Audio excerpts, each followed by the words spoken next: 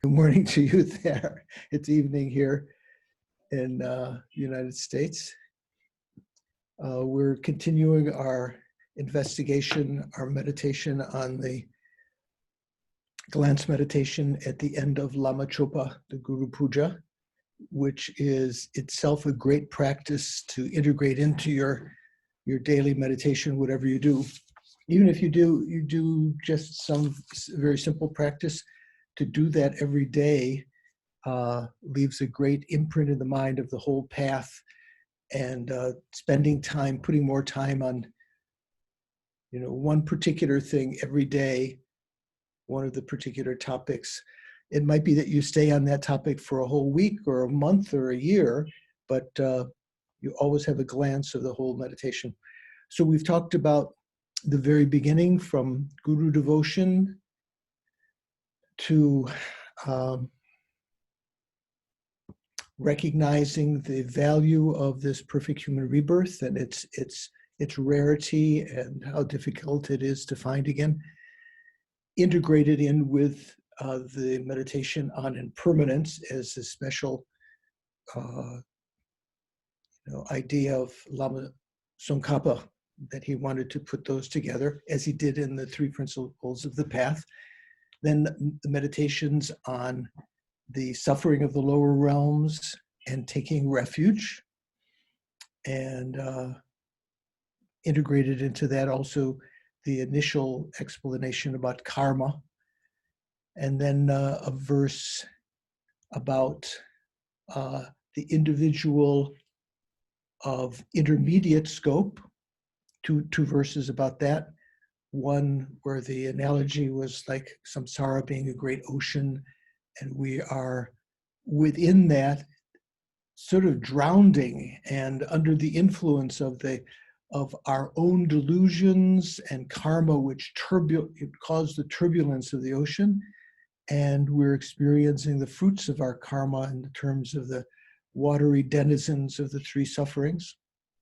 Also the verse talking about the recognizing samsara like a prison, and developing a firm understanding that there's nothing within cyclic existence that has even an atom of happiness. All of it is contaminated, of real happiness. All of it is contaminated happiness, and developing the aspiration to get out of it by practicing that three higher trainings, which is where we would first put some emphasis when we talk about the higher training in wisdom on understanding emptiness.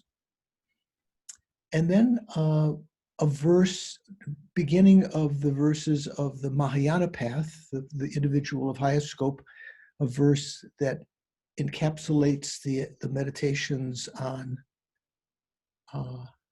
recognizing all sentient beings as our mother, that have been our mother numberless times, remembering their kindness, repaying their kindness, developing affectionate love, and then a natural compassion. So you're thinking of all of them, remembering all of these sentient beings who have been our mother time and time again. Nyamtak droa, this. So here it's translated miserable. I kind of think of who are tied with misery, or tied with what is inappropriate. That they've all been our mothers and raised us in kindness again and again.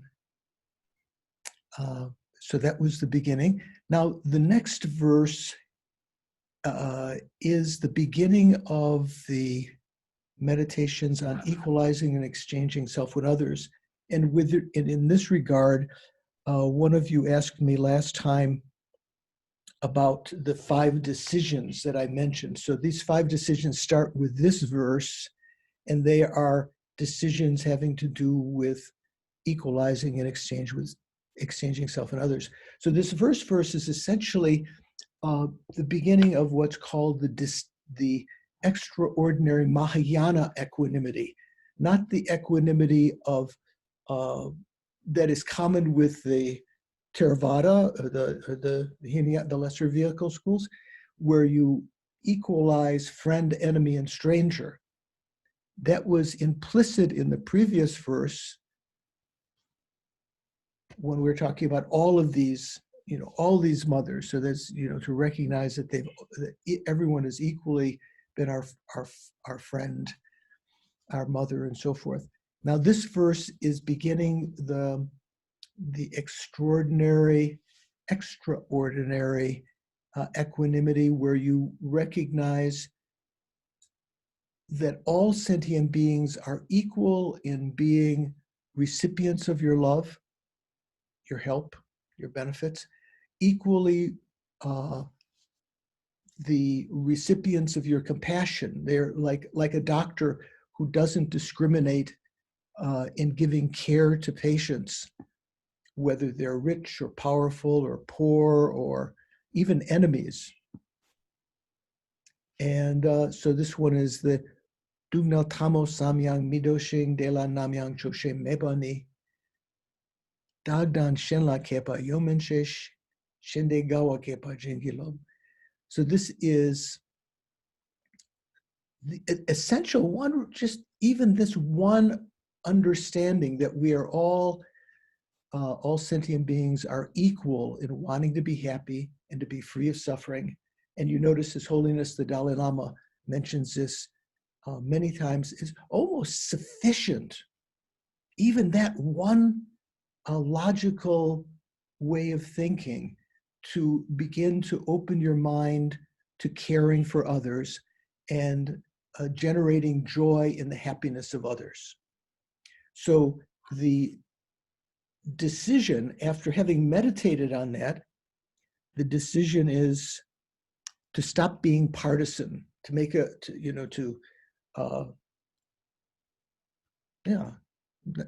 word partisan, not to hold helping some and not helping others, not taking care of some and taking care of others. I'll read you from Serkon Rinpoche's commentary about this. Thus, with this first verse, so this is the first of these verses on equalizing self and others, we pray to develop an equal attitude of having no feelings of being close or far in thought or actions with respect to bringing about the happiness and eliminating the suffering equally of everyone. Such an attitude of equanimity or equality fulfills the definition of the type of equanimity or equalized attitude with which we concern ourselves with here. We make a firm decision to develop and achieve that attitude in the same way when we see some wonderful article in the store and decide to buy it. So we've talked about that in detail. Then the next verse is contemplating the faults of self-cherishing. So the decision that we would make in having meditated on this is that I will rid myself of self-cherishing. So when we talked about in a further verse, when we talked about the 5 powers, one of them I called the force, the Sunjin Gitop, the force of repudiation, or the force of wishing to rid myself of self-cherishing, and also the developing the thought that I must get rid of the self-grasping attitude also. The analogy in this verse is that the self-grasping is like the demon that causes the chronic disease of self-cherishing that we all have, and that's the immediate cause of our suffering. So we talked about that.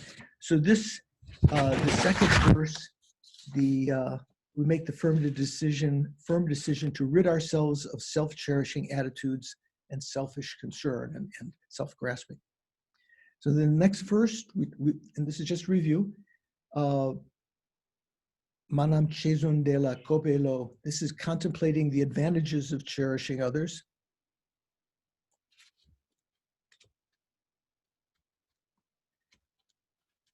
So here, to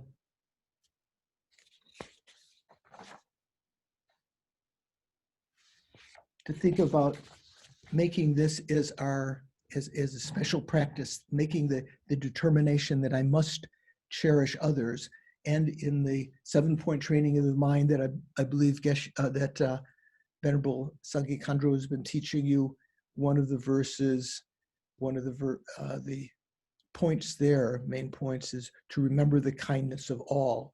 So to cherish them, remembering them, and to recognize that in so doing, that's the doorway, the entryway to developing infinite qualities.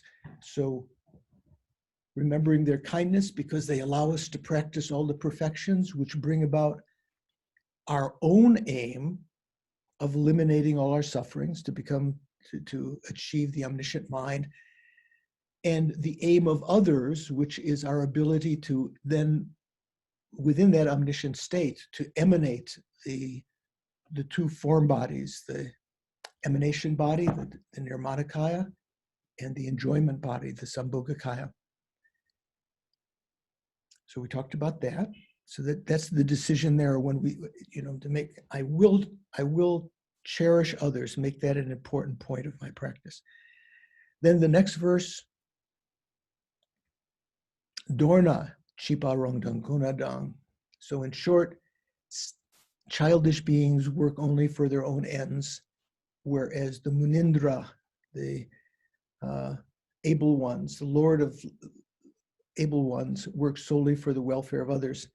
So this is a condensation of the 2 points previously.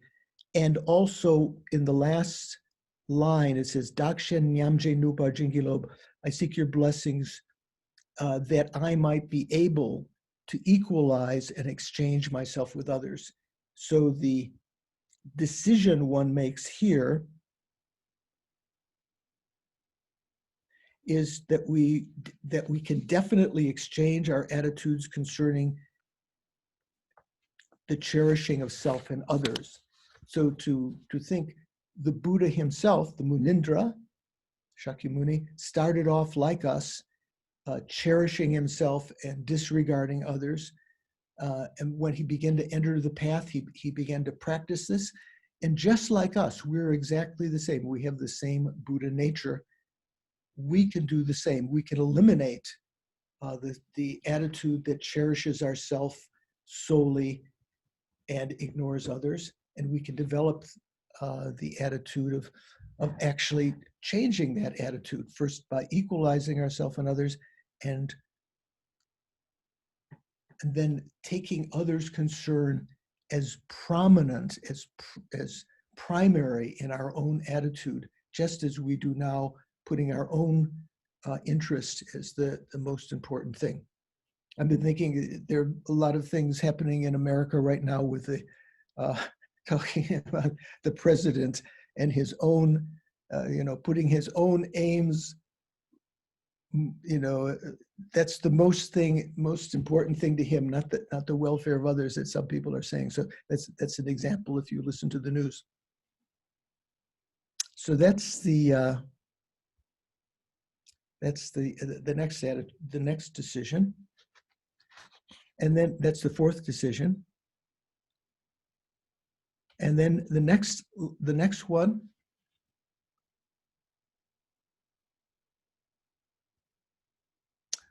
is now actually making a decision to definitely exchange oneself and others and make that one's heart practice, as in the last line, Nyamje Ningpo Chepa Jingilo, grant me blessings to take this yoga of exchanging self and others as the heart of my practice. So having done that, that's what you would, the 5th decision then is that I shall definitely exchange my attitude towards self and others. This does not mean, of course, to decide that now I am you and you are me. Rather, it means to exchange the point of view with respect to whom we cherish Instead of cherishing ourselves and ignoring others, we shall now ignore our own selfish concerns and cherish everyone else. So that always has to be taken in a reasonable way. Even Shantideva himself says in his companion volume to the Bodhisattva Charyavatara called the Siksha Samuchaya, the compendium of trainings, that we have to recognize this, our body. We can't ignore ourselves, and just let ourselves die. We have to recognize that our body and this life opportunity now of leisure and endowment is like a boat that can take us and all sentient beings across the ocean of samsara.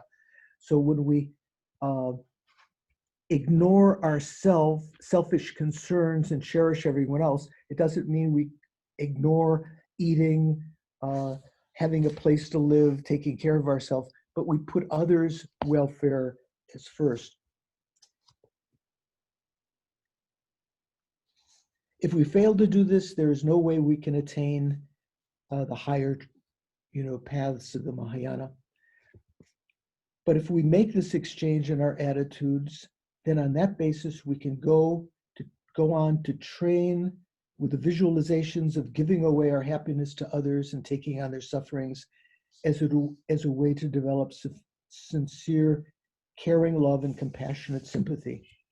On that basis, we will be able to develop the exceptional resolve to alleviate the problems and sufferings of everyone and bring them happiness and the dedicated heart of bodhicitta with which we strive for enlightenment in order to be able to do so as much as possible.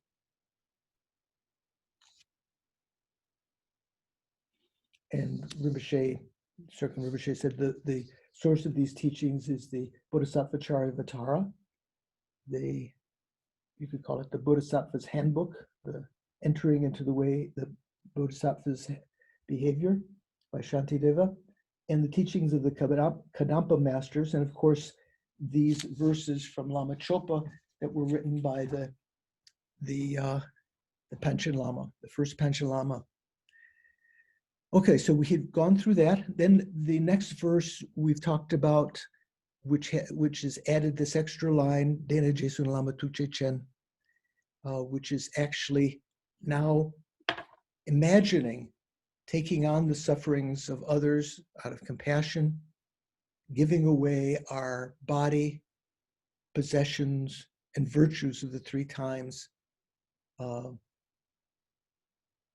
so that fulfilling it with love, sending it out to sentient beings, here not necessarily aligned with the breathing that will come in one of the next verses. We talked about this. So this is the verse of Tonglen. Then the next verse, these are some of the other points of the 7-point training. Integrating the adverse conditions into the path, how to transform adverse conditions into the path through thought. And so recognizing when bad things happen, as they are now to a lot of us in the world, the vessel world, meaning our own particular environment that we have, when we talk about our own individual karma, or the vessel world that we live in, where pollution affects others and strife affects others, when the vessel world and the inhabitants therein are filled with the fruits of our past negative actions, and undesired suffering falls like rain. It sounds like now, right? We grant us blessings to be able to take these adverse conditions into the path by seeing them as the cause of exhausting the fruits of our past negative actions. So the fruits of our past negative actions may not have come up yet. The negative actions that we created in the past, the negative karma, are there now in our mind stream in the form of potential, the seeds, karmic seeds.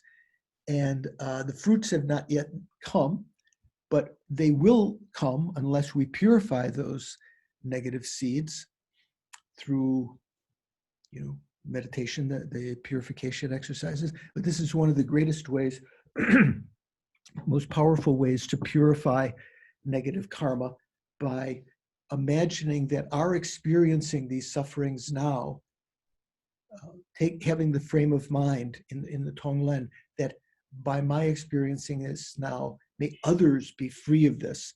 So that rather than seeing it only as exhausting my own negative karma, imagine that I'm taking on the collective karma of all of those who are experiencing the same suffering that I am in the environment. And we talked about that. And the next verse, it brings up a couple of points talking about the practice of one lifetime, using the 5 powers as the integrating factor, and recognizing that whatever appears, whether it be good or bad, to always utilize that situation to enhance the 2 bodhicittas. Sometimes we may spend most of our time on using the adverse conditions as recognizing karma and trying to develop bodhicitta. At other times, we may find the opportunity, when something seems totally unbearable, by meditating on emptiness, we can solve that problem. So utilizing everything that happens to us to enhance the 2 bodhicittas. And the final line, Ire Bashi Gompa Jingilob, sort of like the measure of having trained the mind to familiarize ourselves with a happy mind, so that whatever happens, you're happy. I remember reading in I think it was a Kargyu Mahamudra text from one of the other, not the Gelugpa tradition, the Kargyupa tradition. The Lama was saying, maybe it was an interview with one student, saying, always remember you have Buddha nature, that never give that up. So, to recognize the emptiness of our own mind and the fact that we will eventually become Buddha, that's another element of this, always to have a happy mind. So when we talk about the meditations that we might do sometime, the Mahamudra meditation, where we meditate on the clear light nature of the mind, and then use that concentration that we developed to recognize the object of negation of self-grasping, the apparent I, the owner of this, of our, we think the inherently existent I, to meditate on the emptiness of that. And then, having recognized emptiness in general, using the I, then to meditate on the emptiness of the mind, which is from the Mahayana point of view, the Buddha, the meaning of Buddha nature, the emptiness of our mind. So then the next verse we talked about also, this is talking about transforming adverse conditions into the path through actions by the 4 applications. It is when bad things happen, to recognize it's the result of negative karma, so to do purification. Also to recognize that we need to when we're bereft of happiness or resources, that what we need to do is create virtuous karma. Also, when good things happen, to meditate, if I want to experience these good conditions in the future, I have to create virtuous karma. If I want to have an attractive body, I have to create the virtuous karma of patience. And if I want to have wealth, I have to be generous, and so forth. So those are 2 of the powers, and then two of the jorwas of the 4 jorwas. What are we calling them here? The four applications. So the 2 others are to make torma offerings to the spirits, at first maybe requesting them not to harm us, but when our mind becomes more able, actually asking them to give us the opportunity to develop exchanging self and others and to purify our negative karma, maybe even to bring upon us whatever suffering they want, and then to offer torma to the Dharma protectors rather than spirits. And in the same way, we may at the beginning be making torma offering to the protectors to be free of problems, to get your visa, to get your job, to whatever, to find a boyfriend or girlfriend or whatever, be successful in the ABC test. But eventually asking them, whatever is best in my spiritual development, please, whether it be best for me to have your help in having resources and be free of problems, do that. If it's best for me to experience hardships to purify negative karma, what do they say? Bring it on.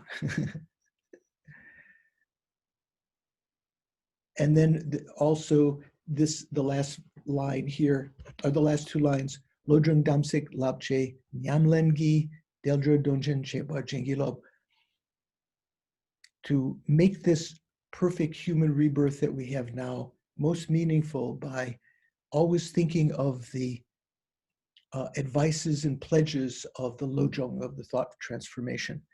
As I mentioned, when Lama Yeshe came back from the first trip to the West, he told us that one of the Western students who he felt had made the most spiritual progress had a very humble job. He worked in a supermarket putting the cans and jars on the shelves, putting the labels on. And he told Lama that he always meditated, like this, may I put the lives of sentient beings in order, may I bring them, the happiness, like bringing the bottle of peaches up there, thinking, may I endow everyone with bliss.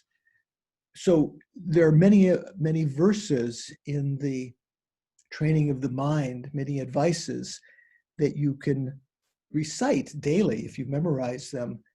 And also one of the verses, one of the advices in the training of the mind is to even train in words. So thinking when you walk down the stairs, think like this, may I have the courage to go down into the lower realms for the sake of sentient beings.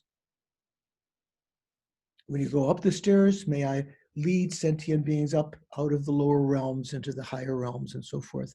There's always some way of training like that. I particularly like to think when cleaning, when washing the dishes, thinking just like this, may I clean the minds of all sentient beings, my own mind and the minds of all sentient beings. And it leaves some imprint in the mind when you see the spaghetti or you don't have spaghetti so much, what do you have? Singapore chicken rice or whatever, you see that actually going off the dish, that it can become clean again. Our minds and the minds of sentient beings can be purified like this. Also, when you make fire puja, seeing the seeds burn up as you think of the negativities, imagine your negativities being burned up, leaves a very strong imprint in the mind that's possible. Then we also talked about the next verse when we now brought Tonglen onto the breathing in the suffering of sentient beings, breathing out our bodies, possessions, and virtues of the three times, imagining that fulfilling the wishes of sentient beings, and doing it in unison with compassion, taking suffering with compassion, with love, sending out these things, and then recognizing after some time that this has not brought about an actual change in others, that we ourselves must work for their benefit to develop what's called the laksam, the superior intention or universal responsibility. And then as a result of that, contemplating, it's not just one having one thought, but contemplating, can I actually do that? Taking the responsibility to bring about the happiness of others. Am I in a position to actually do that now? No, I'm still a deluded being. Who can do that? Who can actually work for the welfare of others and bring about their happiness? Only an enlightened being. And then when you recognize that, the thought can arise, therefore, I must become enlightened for the welfare of sentient beings. And that's what's meant here, to train in fully qualified bodhicitta. Here it says only in bodhicitta, but as I mentioned, the meaning there is jangshub semni. It means jangshub semba, jangsemgi, jangsem senipa, which means fully qualified bodhicitta.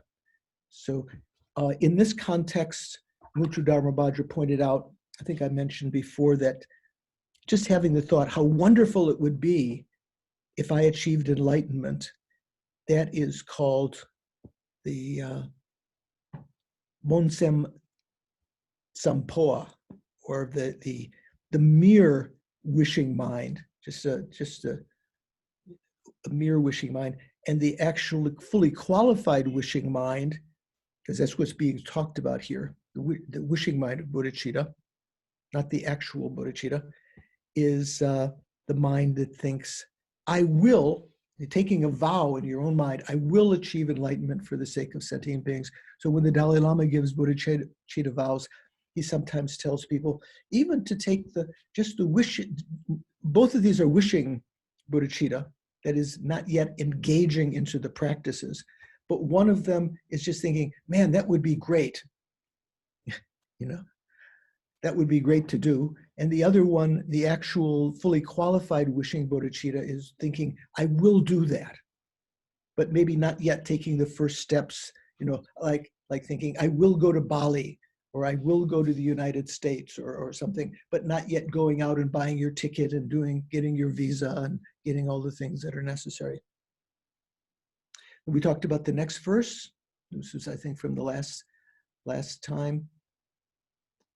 So, Dusum Gyawa Kungi Drocheklam, the one path that has been traveled by all of the victors, the conquerors of the three times. So you might say, well, the future, they haven't tread that yet, but they will. That's the only way that they can do is the one segment of their path. They have to take they bind their continuum with the vows of the pure vows of the Bodhisattvas, the Bodhisattva vows. So this is talking about taking the actual engaging bodhicitta vows, and in so doing, one takes up the practice of the six perfections, which are summarized in the Mahayana three ethical codes. So Tekchok Sultim Sumgi Nyamlen, the practice of the three Mahayana moralities, the morality of abstaining from negative actions, the morality of collecting virtuous dharmas, and the morality or ethics of benefiting sentient beings. So having taken those vows, then we have to engage in the six perfections. So the next verse we talked about, I think last time, the perfection of generosity. So in essence, the actual special practice of the perfection of generosity takes place on the first Bodhisattva bhumi, when one has already realized emptiness. One has a special practice of that, but we can say that we're practicing the perfection of generosity now, and try to enhance our giving with that very special oral instruction of imagining sending out your body, your possessions, and your virtues of the three times transforming them into wish-fulfilling jewels that become that transform into whatever sentient beings want, whatever they need. Ludan Longcho Dusun Gesok Che, together the body, the possessions, and the virtues of the three times together. Semchen Rangran Dope Nogirte, transformed into the things that are desired by each sentient being. Some people want success, some people want friends, some people want love, some people want money, some people want, whatever they want, transforming it into that. Chakme Tongsem Pelwe Menaki, with that oral instruction of enhancing the mind of giving, which is the definition of generosity. Generosity is not defined by giving everything away. The Lama sometimes call that zangzing, sort of like, superficial generosity. Maybe, getting so enthusiastic about the spiritual practice, giving all your things away and then not having anything to live on. That's not the definition of generosity. It's the mind that can give. So this is, when we say this first, then we meditate on maybe we can be inspired with the Jataka tales of the Buddha when he was a bodhisattva, giving away over many lifetimes, possessions again and again, even to the extent of giving his family members and so forth. Then we talked about the next verse, I think. This is about just where we were last time. Perfection of morality. Sotar jangsem sangak dombayi, chesam soki chiryang midongshing. Dudan semchen dunjupe sultan bajin sobajing. Please grant me blessings to complete the perfection of morality, or sultim in Tibetan. That's my ordained name, Tupten Sulchim. By keeping, but not transgressing any of the demarcations of the pratimoksha vows, the bodhisattva vows, or the tantric vows. So you might say, well, is that all negative actions included in there? Well, in a sense, the pratimoksha vows include all the negativities, all the negative actions to abstain from negative actions of body and speech. You know that, right? It doesn't include any of the negative actions. The pratimoksha vows doesn't include any of the negative actions of mind, but those are included in the bodhisattva vows and the tantric vows. So this verse explicitly talks about what these three Mahayana moralities are. Abstaining from negativities, so we're giving the example of not going beyond any of the precepts of the pratimoksha, bodhisattva, or tantric vows, and then even at the risk of one's life, gechu dudang semchen dunjupe sultan bajin so bajin, grant me blessings to complete the perfection of morality by also collecting virtuous dharmas, gechu dudang, and accumulating them. And semchen dondrup means to achieve the aims, benefit of sentient beings, to work for their welfare and so forth. So I mentioned at this point, you might actually want to purify your vows. If you're a monk or nun, you can do the blessing of sojung. If you're have taken the bodhisattva or tantric vows, you can do appropriate confession and meditations to purify those vows. So then the next verse, I think we just introduced it last time, the perfection of patience. So even if all of the beings of the three realms were to get angry at me, to scold, to expose my secrets, to threaten me, or even kill me, take my life, I seek your blessings not to be, to not get, well, here it says agitated. I was trying to think of another word, not to get disturbed, to be undisturbed. Mituk. There's one of the deities sometimes that one makes little satsas of, mitukpa, undisturbed, sitting in meditative posture, completely undisturbed. So this is not only to perfect, to bring about, to complete the perfection of patience. It's not only not to be disturbed, but then enhancing that in the Mahayana sense, when others harm you, not only not being disturbed, but actually benefit them in return. As again exemplified in the Jataka tales, when people that the Buddha helped and that the Bodhisattva helped in some way, actually being still childish sentient beings, they might take advantage of him in some way or hurt him in some way, but he would still work for their benefit. He wouldn't be disturbed, still work for their benefit. And so if you can try to practice that in your everyday life, if you know that if there are people out there who have hurt you, who have left you, maybe you were friends with someone and they've ignored you or hurt you or something,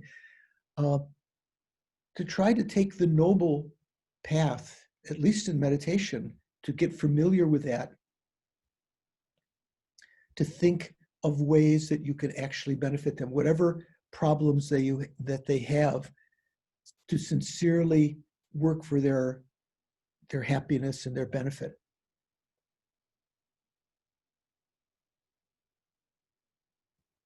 Okay, so now the next verse today.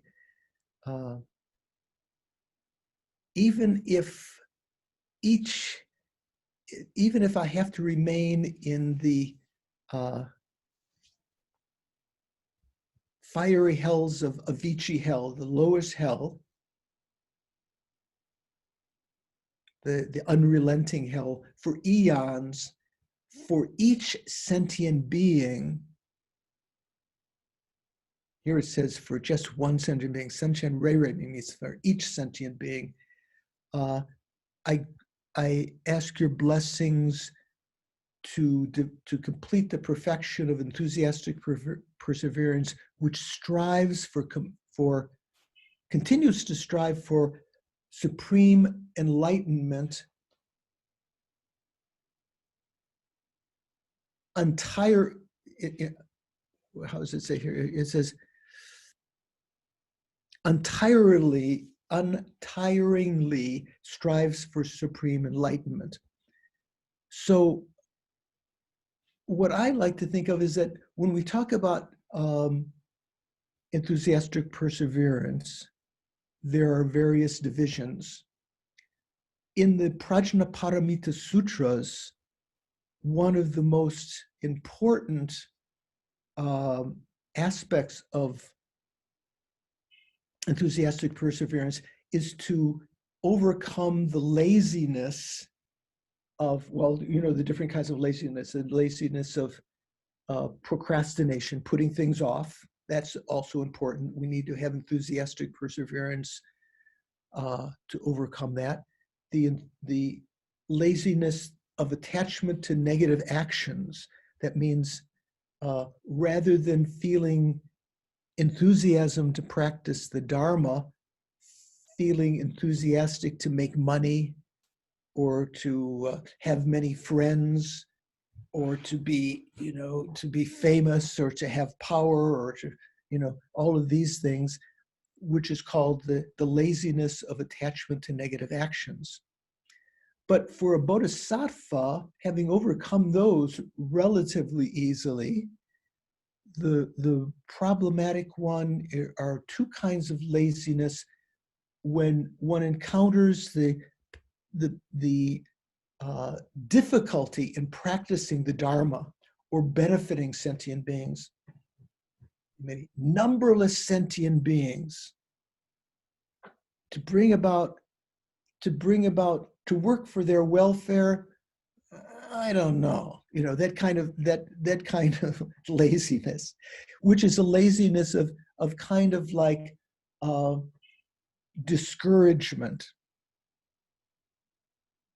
How can I work for all of these sentient beings?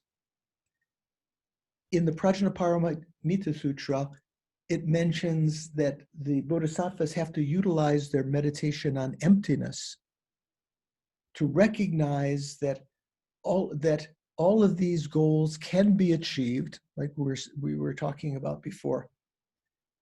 Also, another kind of discouragement, not just discouraged by the vast amount that should be done, but thinking, I can't do that. I'm a failure, or I'm, maybe the Venerable at the center or Ken Rinpoche or Lama Zopa or His Holiness can do that, but I can't do that. So that's the laziness of feeling oneself being incapable, not having the ability to do that. So also meditating on our Buddha nature, that we can, so for instance, through the practice of Tantra, arising as Tara, or Manjushri, or Chenrezi, or, Avalokiteshvara, or Vajrayogini, or Yamataka, or whatever, Haruka, developing the divine pride that overcomes our ordinary appearance. So here in this text by the First Panchen Lama, it's the third line says, Ningje Mikyo Jangchub Choksompe, which strives for supreme enlightenment, which strives Mikyo. Here it takes untiringly. That is definitely one of the meanings. So when we talk about enthusiastic perseverance, which doesn't feel exhausted from doing that. And then it says Ningje, which has an instrumental particle on the J, which means through compassion, out of compassion, to strive untiringly for supreme enlightenment. That's one way of understanding it. But in relationship to what I just mentioned about the feeling of the laziness of feeling discouraged, or the laziness of feeling incapable, the word kyo not only means untired, but it also means discouraged. So mikyo means undiscouraged. We can take it that way.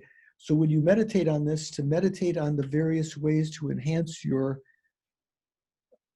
antidotes to laziness, your enthusiastic perseverance, meditating on emptiness, to recognize that all of these goals are not insurmountable, that we will be in cyclic existence.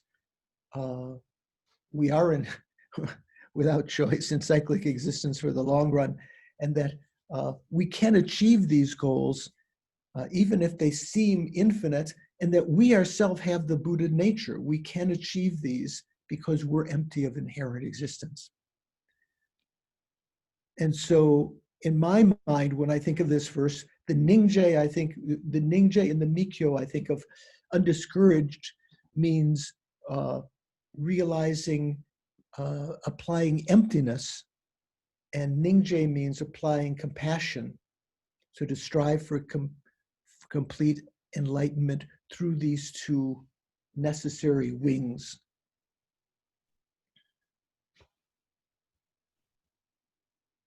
The perfection of enthusiastic perseverance. And of course, as I mentioned, enthusiastic perseverance doesn't mean working to make money, or someone who's always busy. So, oh man, they have a lot of enthusiasm. But one has to really analyze enthusiasm not for worldly gains, not the what appears to be enthusiasm, worldly enthusiasm that is actually the laziness of attachment to negative actions, you know, wanting to make money, wanting to be famous, wanting to be the first, you know, to be recognized, to be praised, and to be powerful, and so forth. Okay, so the next verse, that's perfection of enthusiasm. The perfection of samten in Tibetan, in Sanskrit it's dhyana, right? So there are different words that are translated as meditation actually it doesn't mean mental stabilization here. That's it's not like the perfection of Tingnezen or Samadhi, but it's the perfection of dhyana or samten, although it includes samadhi. Samadhi is one of the elements. So, Jingo Nampa Yengwe Kyongpang Ne. Jingwa means sinking. The next word, gupa means excitement, not just scattering in general. Sinking is a fault of when we try to train the mind to be able to concentrate. Jingwa means when you lose your clarity of the object, or you lose the strength of holding it, and your mind begins to sink.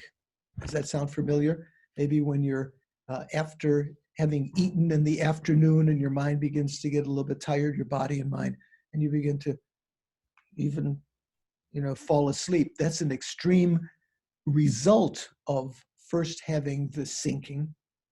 Gupa is when your mind moves off the object that you're trying to concentrate on due to attachment to something else. There are various kinds of ways of losing the object when you try to concentrate on it. Sometimes you'll go, maybe you're not necessarily out of attachment to something else, but because you're angry or you're jealous or something like that. Those minds are called yengwa, scattering. So it's Jingo Nampa Yengwe Kyongbangne, having given up, abandoned the faults of sinking, agitation, and scattering. Here it says mental wandering. Chukun Dempe Tongpe Nelukla.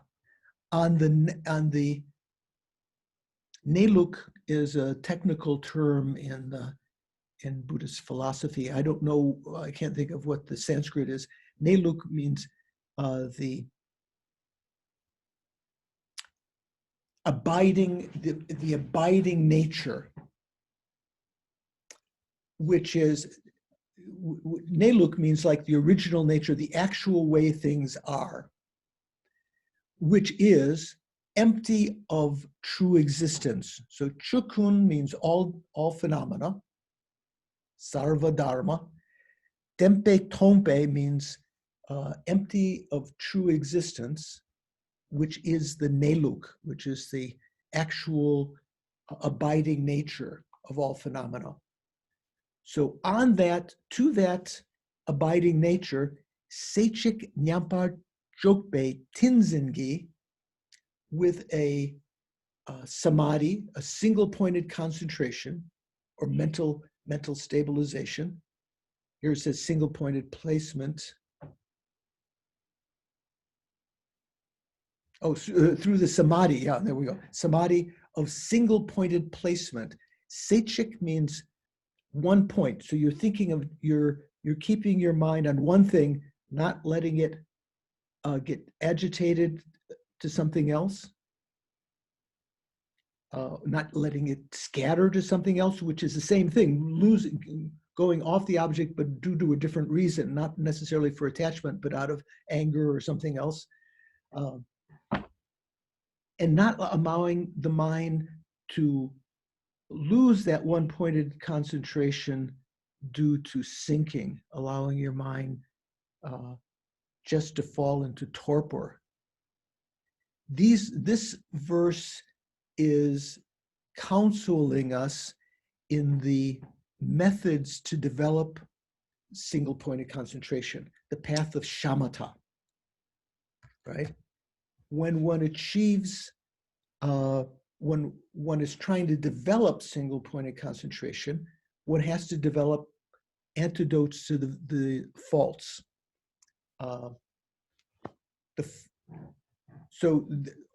You may have received a whole teaching, maybe a weekend seminar, or studied in one of your courses the various methods that are necessary to overcome the faults like this. One has to overcome laziness, first of all, and the antidote to that in this context is to have faith, which can cause you to, that's the first thing, to have faith that these qualities can be achieved.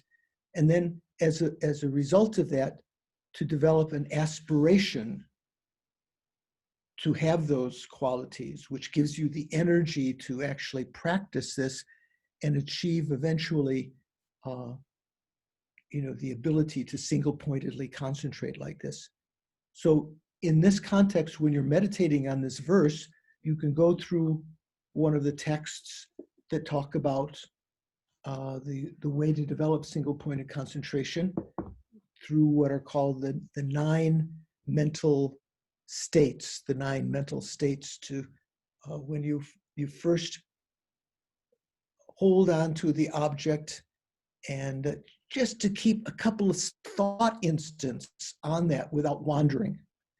Through consistency, through familiarity, one can elongate that holding on to the object. So holding on to the object is not talking about something physical.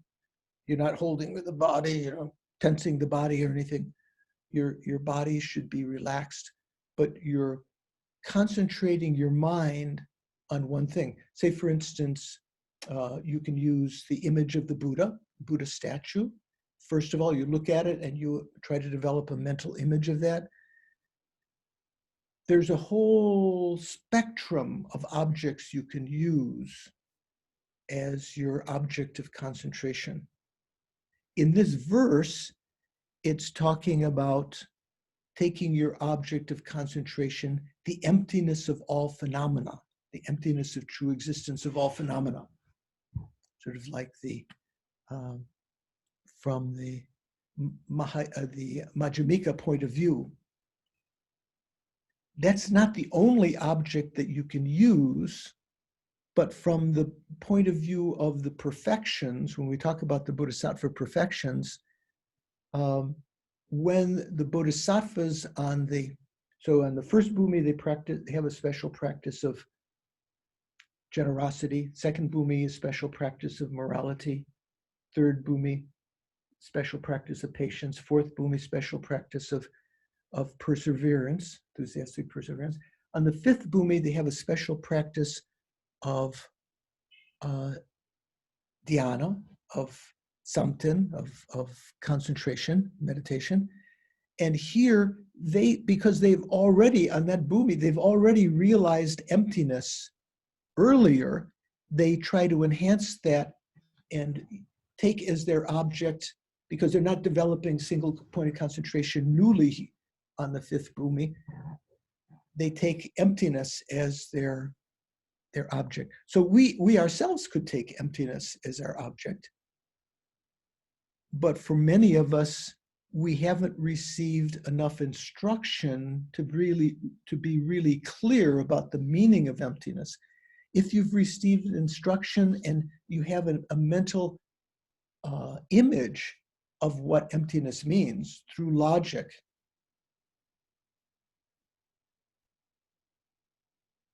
you can use that logic to get a mental image of emptiness and hold take that as your object of concentration.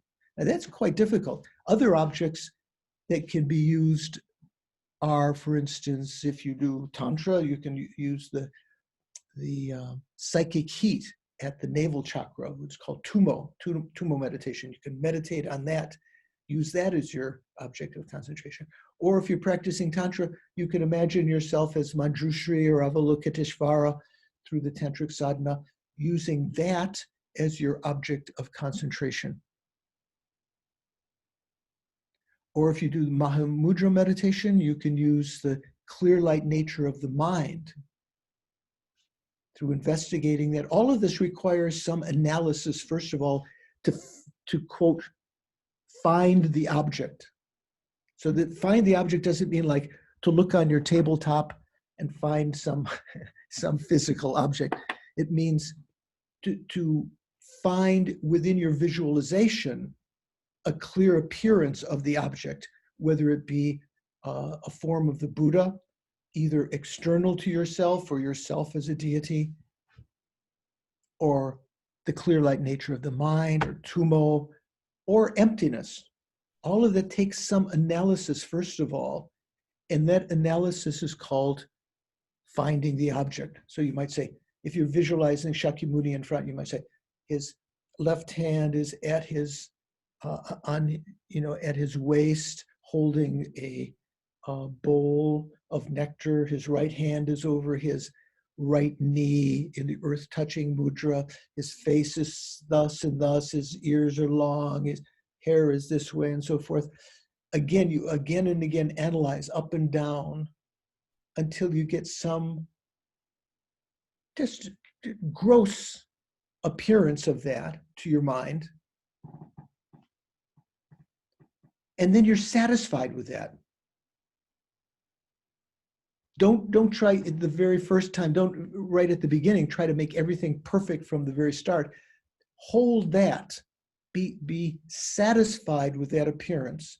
Hold that. So when you do this verse, you can practice your meditation on developing single point of concentration. So hold that for some time, and then you will begin to notice, generally at the beginning, what's the main obstacle is excitement, gross excitement. That is, you're holding the object, but your mind wanders, goes off to something else. And you have to, maybe you don't even recognize it for some time. You start daydreaming about something, you bring your mind back to the object. And as you go through the sequences of these 9 stages of developing better and better concentration, when you are almost at the end, one of the defining characteristics that overcomes laziness completely is what's called I guess pliancy is one of the words that's generally, let's see, what's the, in this verse here, what does it say? Yeah, pliancy generally is the verse when we say Xinjiang.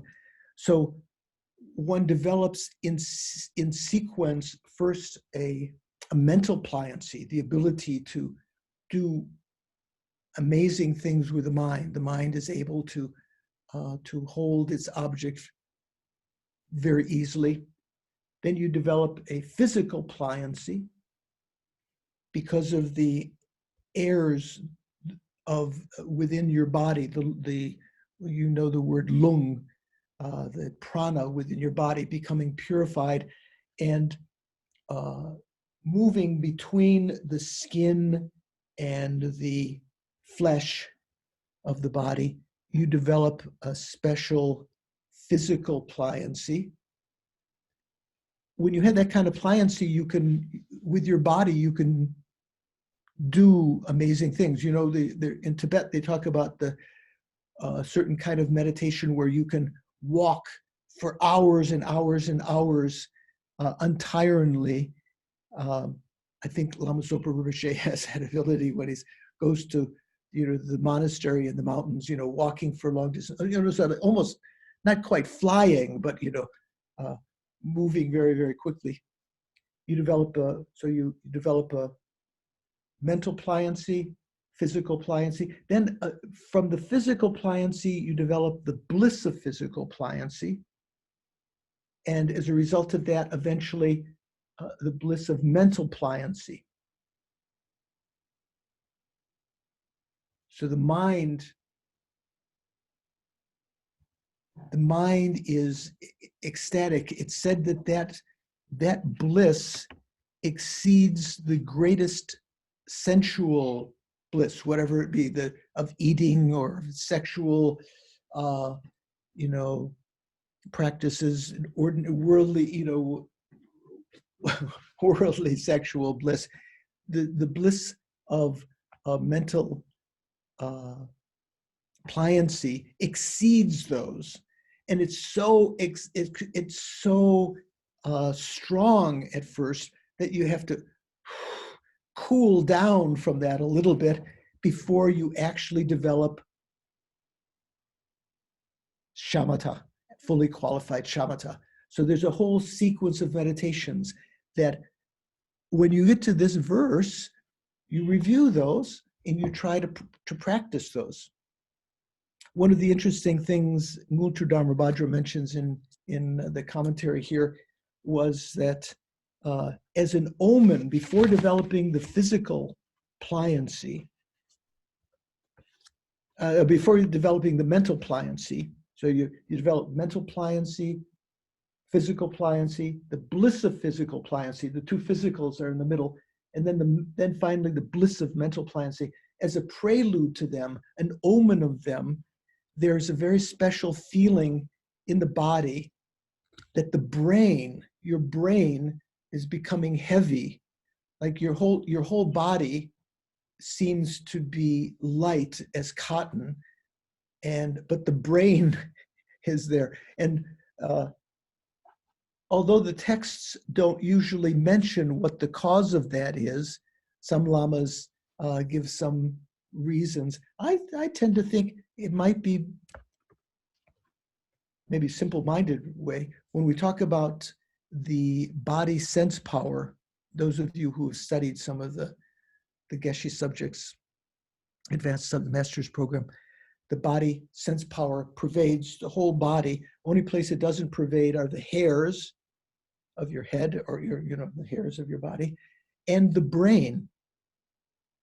So when the airs of your body become serviceable, and you start to develop this mental pliancy, first of all, that may not include the brain, because the body sense power doesn't pervade the brain. It's said that, and I'm not sure this is true, maybe some of you who have studied medicine would correct this if this is incorrect, but it's said that when you operate on the brain, there is no feeling of pain. There is, maybe you touch some spots that are pain receptors, but there's no, so for instance, if you put a pin in your hand or your arm or your face or your lip or whatever, you get a sliver in your finger, you feel pain because the body sense power pervades all of that part of your body, the flesh and so forth, but it doesn't pervade the brain. So anyway, the perfection of dhyana, of samten, jingo nampa yengwe kyongpang ne, chukun tenpe tongme nelukla. So it doesn't have to be, well, when we talk about completing the perfection of samten, that would definitely mean meditating on the emptiness of all phenomena. But when you are just trying to develop meditation like this, single point of concentration, you don't have to use emptiness as your object of focus. Okay. Sechik nyapa chokpe tinzingi samten bachin zopajigilop. Please grant me blessings to complete the perfection of meditation, or samten dhyana, with a single-pointed concentration, tingnezen, the Samadhi, that is a one-pointed placement, or nyampa jopa. Nyampa jopa means it's sort of like a meditative equipoise. It's one-pointed on the object, not scattering, not being excited to something else, not sinking, holding that single-pointedly, the emptiness of all phenomena. Having first, in order to achieve that state, having first abandoned the faults that prevent you from doing that. The main faults are sinking and excitement, and the other kinds of wandering of the mind. Okay, so the next verse, now the perfection of wisdom. On the sixth bhumi, the bodhisattvas have the perfection of a special practice of the perfection of wisdom. Here, this is an opportunity. Although the previous verse said, when we talked about samten, when we talked about concentration, it mentioned to, it seemed to be implying that we would take as our object of concentration the emptiness of all phenomena. So in order to do that, you would have to analyze phenomena. You'd have to use the analytical tools, especially in the Madhyamaka philosophical school, to meditate on the emptiness of all phenomena. First, identifying the object to be negated, and then using logical reasons to refute that. So if you are familiar through your studies with Ken Rinpoche, with Lama Zopa, with His Holiness, on meditating on emptiness, this is the time that you could put emphasis on that. So it says, Deni soso tokpe sherabgi, with a sherab means prajna, right? Wisdom, that realizes of the wisdom of individual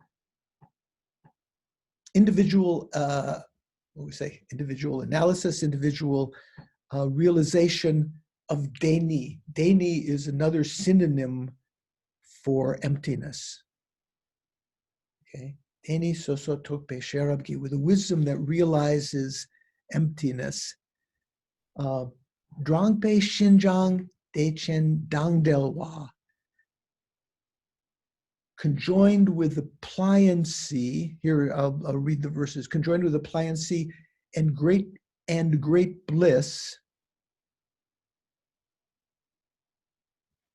I'm not sure if it means the pliancy and great bliss, but the great bliss of pliancy. So when I talked about pliancy in the previous one, when we talked about there are 2 points, 2 places when you develop this blissful pliancy, the pliancy of mind, pliancy of body, the bliss of pliancy of body, the bliss of pliancy of mind. When you develop single-pointed concentration the first time, you go through those stages. When you try to develop what's called vipassana, you know that word, vipassana?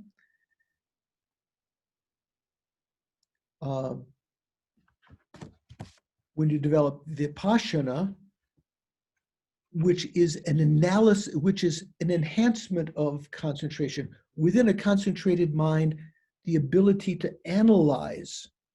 When you have a single pointed concentration alone, you just hold an object single-pointedly, like say emptiness, or the clarity of the mind, or the Buddha's body, or so forth.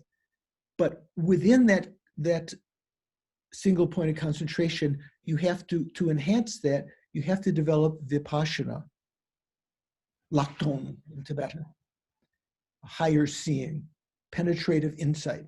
And that means the ability within that concentrated mind to analyze the ultimate nature of the object of negation. Say, for instance, if you visualize yourself as Avalokiteshvara or Tara or Vajrayogini or whatever, first of all, you concentrate on that single-pointedly. Later, you analyze, does this exist inherently the way that it appears to my mind? And you, within that concentration, without losing the concentration, you have to retrain your mind on the stages of developing this penetrative insight. And in so doing, you again encounter another level of pliancy of the mind, mental pliancy, physical pliancy, bliss of physical pliancy, bliss of mental pliancy. In this case, this bliss of mental pliancy in the achievement of vipassana is even greater than the bliss of mental pliancy that you developed when you achieved single-pointed concentration, or shamatha.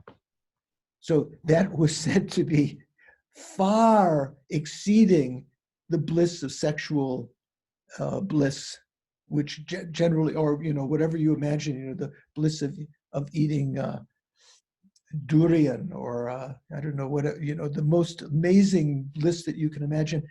This said, the bliss of mental pliancy from shamatha is said to exceed let's say, the greatest ordinary worldly pleasures, whether it be sexual or whatever. But the bliss of the bliss of mental pliancy of vipassana is even greater than that. And that's not even talking about tantra. That's just talking about, let's say, the sutra path. So if you can imagine, when they talk about the bliss of tantra, from meditating on tumo, the psychic heat, and melting the drops within your central channel, that bliss is even greater than the bliss of mental pliancy of vipassana. So it's something to look forward, to. So deni soso tokpe sherabgi drangpe shinjang dechen dangdelwa. So drangpe here means induced. So that means due to the power of your analysis, the wisdom that is analyzing emptiness, trying to develop vipassana. Due to that analysis, that induces the pliancy and the bliss, the great bliss of pliancy. Here, the way this is translated, it says, the pliancy and great bliss induced. Well, the bliss is said to be the bliss of pliancy, so I'm not sure it's meant to be the bliss and great bliss, the pliancy and great bliss. So,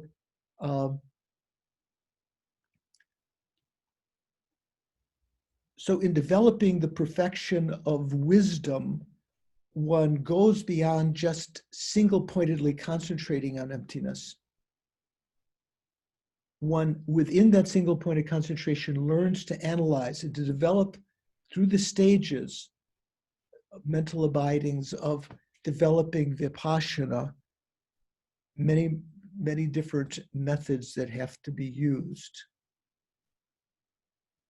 It's sort of like the example that I've given before is like if you imagine what's that fish, that goldfish, koi fish, I think, right? If you have a pond with koi fish in it, at first the koi fish, you notice some ripples on the surface as they're swimming around underneath. That's like the first attempt to analyze within a calm pond of the mind. Like the mind is like this body of water that you've concentrated, maybe just looking at one thing. Now when you want to analyze within that, you put a koi fish in of your analysis. But at first, the movement of the mind causes the calmness to go away. There's some ripples on the surface. You have to learn how to analyze without causing those ripples of the mind. And in so doing, that induces these pliancies, the mental pliancy, the physical pliancy, the bliss of physical pliancy, the bliss of mental pliancy. So deni soso tokpe sherabgi drangbe shinjang dechen dang delwa. So that means your vipassana now, your analysis of emptiness within single point of concentration is now conjoined with the bliss of pliancy. That's a defining characteristic that gives the this very special power to the meditation, because it's not like right now when you try to maybe you calculate something in your mind. If I said multiply these two numbers together or do this, analyze this in your mind, the mind gets fatigued, it's tiring. But because of the pliancy and the bliss of the pliancy, there's no problem. The mind is completely able to do this and doesn't get tired and can remain on this analysis until one reaches the culmination when you have a recognition of emptiness.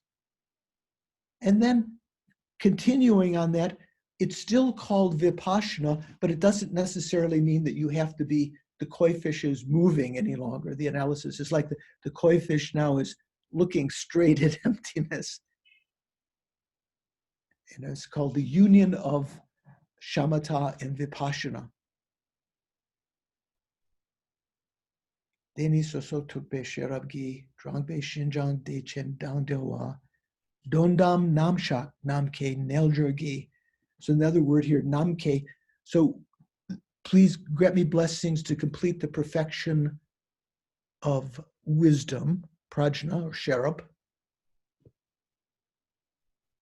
with the yoga of, which is like the sky-like yoga. Here in the text itself, it doesn't say like, but in the commentary it says, namke tar, like sky, that is which is equipoised on the ultimate truth, dondam, on the ultimate. Dondam means dondan dempa, ultimate truth. So what does that mean? It means that in this meditative equipoise, you develop the perfection of wisdom. You have the ability to analyze within concentration. And when you've reached that conclusion, you're having an experience of the meaning of emptiness. That experience is not one in which you're thinking, this is emptiness, or that it looks a certain way. What it is a mere negation of true existence. Say, for instance, if you were meditating on the emptiness of the self, of your self-identity, at first there would be some appearance to the mind when you look at the self, which we call the object of negation. Okay, there seems to be a self that's existing by its own, inherently existing, without depending on the body and the mind, not just a name, actually something real, findable, existing from its own side. Through the analysis of meditating on emptiness, when you realize that that does not exist at all that appears is the mere negation of that. Like space, not the space that you see with your eyes, not the sky that you see with your eyes, that might, that we call that barnam ginamka, the intermediate space, or the space in the sky that changes color in the day and the nighttime. Space in Buddhist philosophy means the absence of obstructing contact. Just the negation of the absence of contact. So that means, although I could look in front of me and I say, oh yeah, there's space here, I can't be sure. That might be crystal or something like that, or some translucent solid substance. But if I move my hand there, I can infer the existence of non-obstructability. There's nothing obstructing my hand moving back and forth. And so I can understand mentally the meaning of space. the lack of obstructing contact.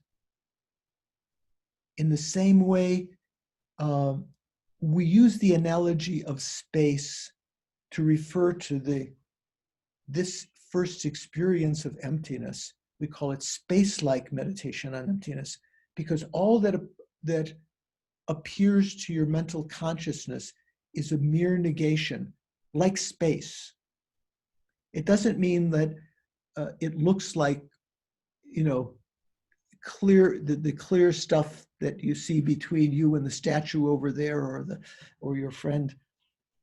It means the mental experience of space that you have when you recognize the absence of obstructing contact. So we call this space-like meditation on emptiness. So I'm just going to counterpose that. We'll go over this again next time, but just the next verse, just to show you, we talk about the illusion-like practice of emptiness in post-meditation. So in meditation, you have the space-like meditation on emptiness. And when you have some experience of that, like say the emptiness of the self, just the mere negation of the self that you've been holding on to before as though it really existed, when you recognize that and you arise from that meditation, again, the self appears to you as though it was really there, but you know that it doesn't exist like that. So it's like a dream, like an illusion, like the appearance of the moon in a lake. If you go to a pond of water when the moon is out, you see the reflection. It looks like a lake there, but you know that's not the moon. That's just a reflection. So we'll talk about this. This is the counterpoint to the space-like meditation on emptiness in meditative equipoise. In post-meditation, when you arise, you meditate on the illusion-like meditation on emptiness. So there might be time for some questions. Does anyone have anything they want to ask?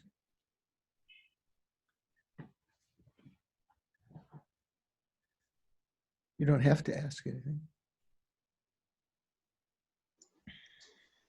I see some of you even have your mask on. Is that the Sweet Kim has his mask on even in the class? That's good.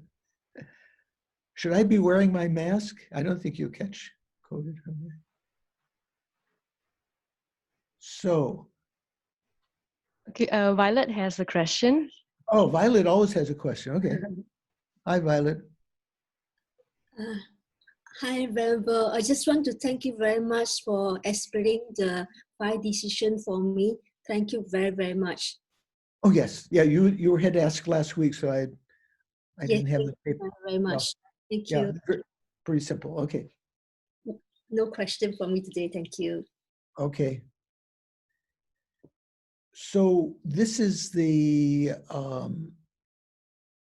I think we've got, today was the first of the last 4 sessions. So we have 3 more sessions. So we'll be able to finish up the next 2 verses on emptiness, the perfection, the illusion-like meditation on emptiness, and then the 2 more, 2 more verses on emptiness. Then some verses on Tantra, just a general introduction to the generation and completion stages of Tantra, transference of consciousness, and then the dedication verses. We should be able to finish those off in the next 3 sessions. So try to think, whatever merits that we've created today, we've created some virtuous karma, hopefully with a virtuous mind, virtuous motivation. In whatever way that ripens, may it become the cause of my continued spiritual practice, developing love and compassion and wisdom from life to life, up to and including enlightenment. Due to these merits, may I quickly achieve enlightenment for the sake of all sentient beings.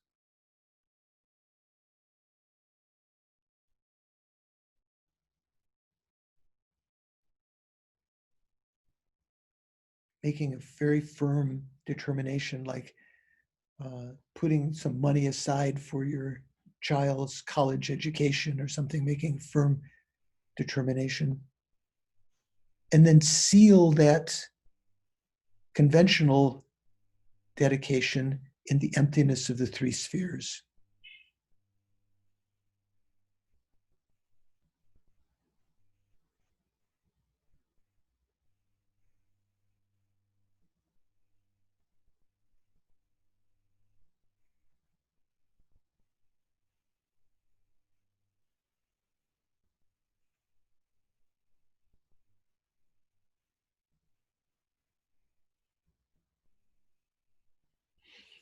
Okay, thank you very much. Hopefully see you next week. Take care. Thank you. Bye.